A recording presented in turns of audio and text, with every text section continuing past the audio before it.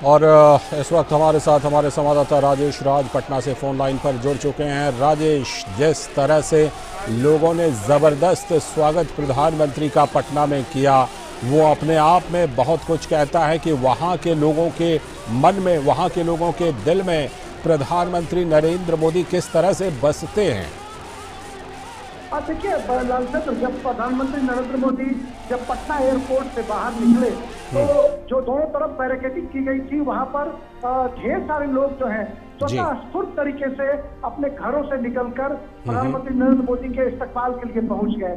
यह दिखाता है कि वो कितने लोकप्रिय हैं। वो कार्यक्रम पहले से निर्धारित कार्यक्रम नहीं था और स्वतः स्फूर्त तरीके से लोग जो हैं पीएम मोदी को देखने के लिए घरों से बाहर निकले और सड़कों पर जो बैरिकेडिंग थी, उस बैरिकेडिंग पर पहुंचकर उन्होंने जोरदार तरीके से प्रधानमंत्री नरेंद्र मोदी का इस्तकबाल किया, अभिनंदन किया, जो दिखाता है कि हिंदुस्तान में जो बिहार जो है वो लोकतंत्र की जननी के रूप में जो प्रतिस्थापित है, उसका नजारा एक खूबसूरत वानगी हम कह सकते हैं कि यहाँ पर बिहार के लोगों ने दिखाने का काम किया। और प्रधानमंत्री नरेंद्र मोदी ने अपने उद्बोधन में उन्होंने जब इस बात का जिक्र किया कि हिंदुस्तान जो है मदर ऑफ डेमोक्रेसी है और उस पर हमें नाज करना चाहिए, तो उन्होंने कहा कि सबसे ज्यादा नाज बिहार के लोगों को करना चाहिए कि अगर हिंदुस्तान मदर ऑफ डेमोक्रेसी है तो उसका क्रेडिट कहीं ना कहीं बिहार को जाता है। और इस बात के लिए उन्होंने बिहार की जबरदस्त सराहना की और कहा कि यह लोकतंत्र की जननी है, यह महावीर और बुद्ध की धरती है। कर्पूरी ठाकुर का जिक्र किया उन्होंने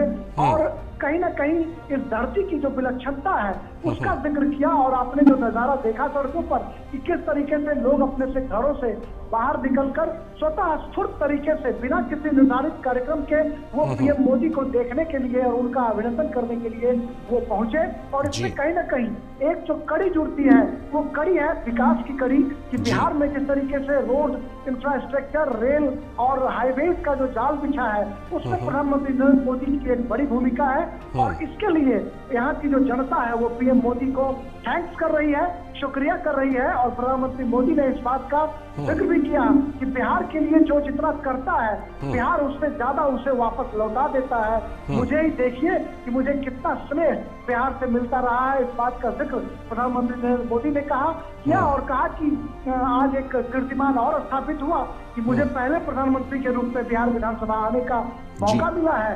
यह भी मेरे लिए कहीं ना कहीं सौभाग्य की बात है। बिल्कुल, और खास तौर पर जिस तरह से राजेश उन्होंने जिक्र किया, बिहार जितना सशक्त होगा, भारत उतना ही समर्थवान होगा।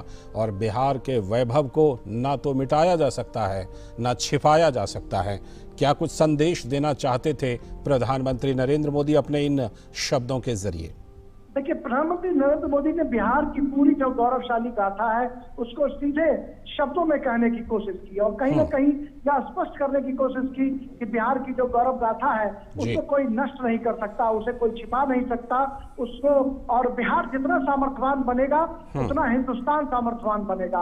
और शायद इन्होंने इस बात का जिक्र किया कि जब हम दुनिया भर के मुल्कों में जाते हैं, विदेशों में जाकर जब हम भाषण करते हैं, तो हम इस बात का जिक्र करते हैं कि हिंदुस्तान जो है मदर ऑफ डेमोक्रेसी है और हमें हिंदुस्तान पर नाज करना चाहिए। और खास करके बिहार के लोगों के बारे में उन्होंने कहा कि बिहार के लोगों को तो और भी फख्र करने की जरूरत है कि वो मदर ऑफ डेमोक्रेसी है। राजेश, तो हम कह सकते हैं कि प्रधानमंत्री मोदी का उद्बोधन बहुत ही शानदार, बिल्कुल शानदार था। और उसी शानदार उद्बोधन के साथ जिस तरह शानदार तरीके से उनका स्वागत किया गया, ये भी अपने आप में बहुत बड़ी बात है। उसी का एक नज़ारा